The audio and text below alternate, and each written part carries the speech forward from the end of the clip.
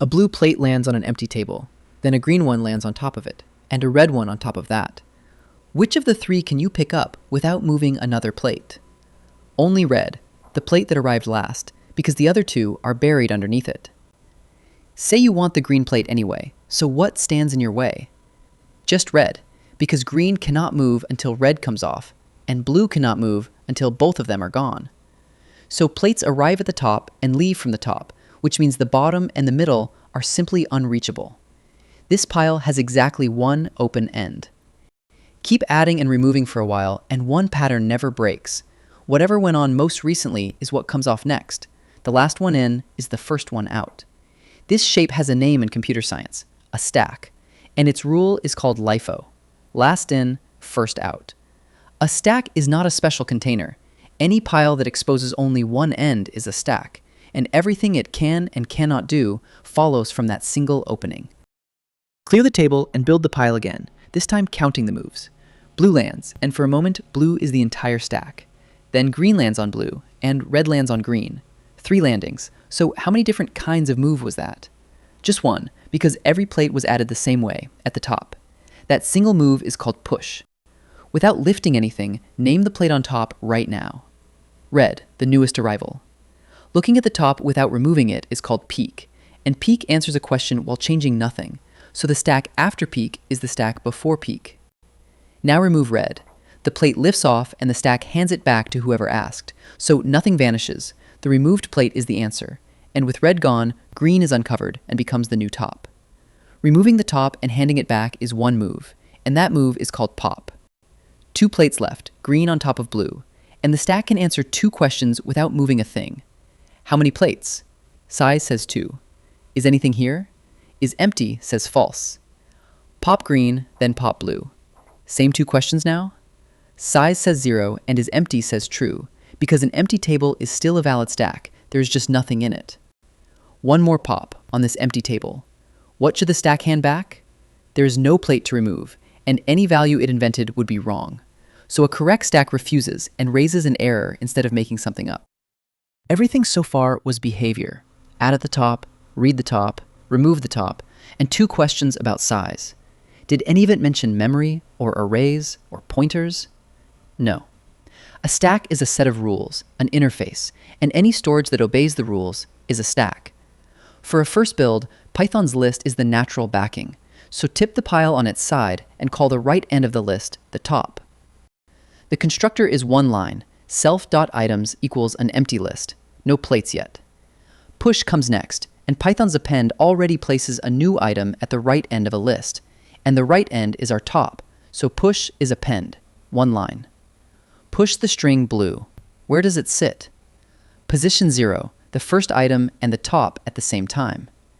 Now push green and push red, and each new string lands to the right, because the rightmost item is always the top of the pile.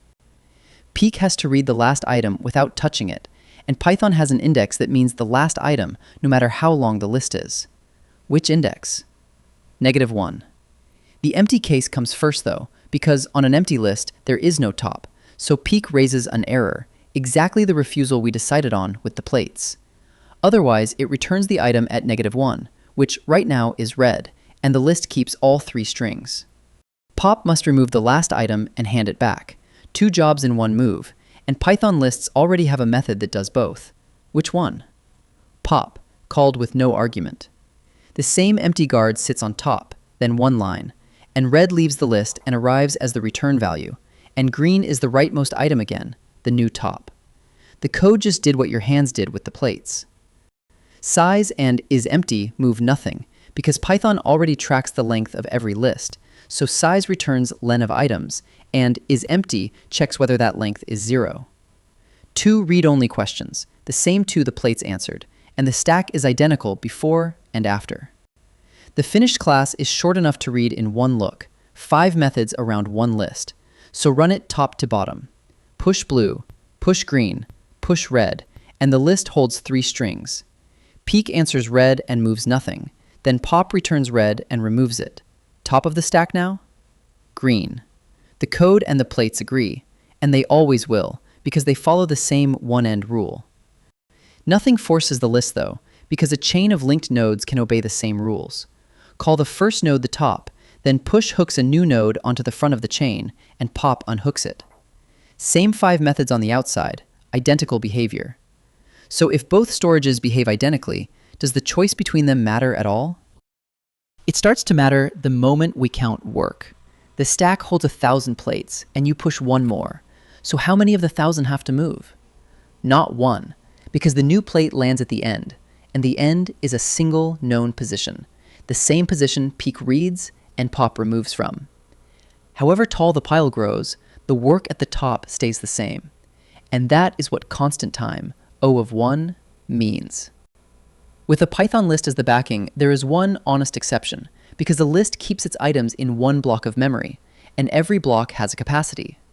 Say the block has room for 4, and all 4 slots are full, so the next push has nowhere to go. Python allocates a bigger block, copies all 4 existing items across, and only then lands the new one.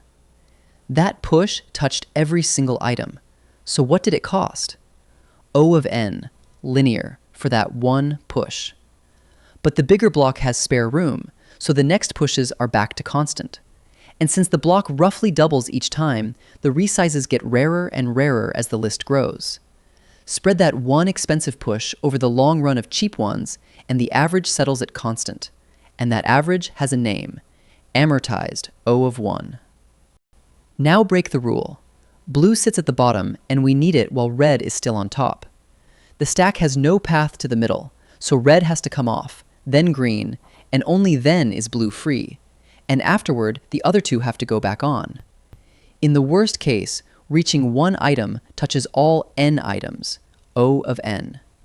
The same single end that makes the top instant makes everything below it slow, and that trade is deliberate.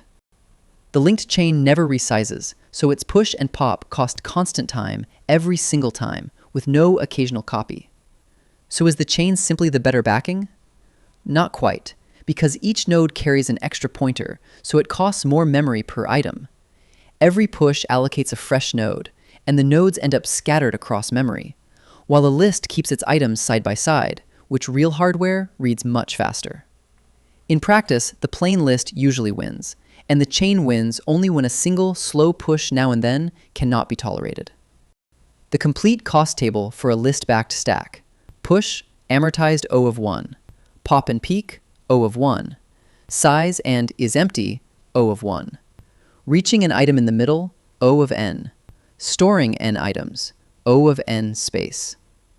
Every row has the same explanation, only the top is ever exposed. So who actually needs a pile like this? Every program you have ever run. This small Python script defines 3 functions, and its last line calls main. So main runs until it calls showProfile, and on that line, main pauses and waits. Then showProfile calls loadUser, and now showProfile is paused too. 3 functions have started, and none has finished. So which one is doing work right now? LoadUser, the newest call. And you have seen this picture before. The blue plate becomes main, the first call at the bottom. The green plate becomes showProfile, called second, and the red plate becomes loadUser, the newest call, on top. Python keeps exactly this stack while your program runs, 1 frame for every unfinished call. So starting a call pushes a frame, and the running function is always the frame on top, which makes knowing what runs next just peak. LoadUser finds its result and returns, its frame pops off the top, and the result lands on the exact line in showProfile that was waiting for it. So showProfile carries on from there. And when showProfile finishes, which function continues? Main, the bottom plate, always last. Calls finish in the reverse of the order they started, newest first. And a pile with 1 open end is exactly the memory that job needs, which is why 1 sits inside every running program. Function calls are the most famous stack, and far from the only one, because the same rule appears wherever work gets set aside and finished in reverse. Depth-first search explores a graph and backtracks to its newest unexplored branch. A bracket checker reads a closing bracket, so which opening bracket must it match? The most recent one's still open, in other words, the top of a stack. Parsers keep nested expressions the same way, newest on top, so the problems differ, but the rule underneath is the same. The newest unfinished item goes first. Put blue, green, and red into a stack and the same 3 into a queue, then ask each for 1 item, What do they hand back? The stack gives red, the newest, while the queue gives blue, the oldest. A queue serves in arrival order, first come, first served, which is right for waiting lines and job processing, while a stack serves the newest first. Neither is better, they answer different questions, so choose by the order your problem actually needs. And sometimes the problem needs the middle item right now, by position, with no popping, and then the answer is the plain array or list, which exposes every position all the time. A stack is that same list with nearly all of its access removed on purpose, and everything fast about it came from that restriction. Build it once more from the empty table.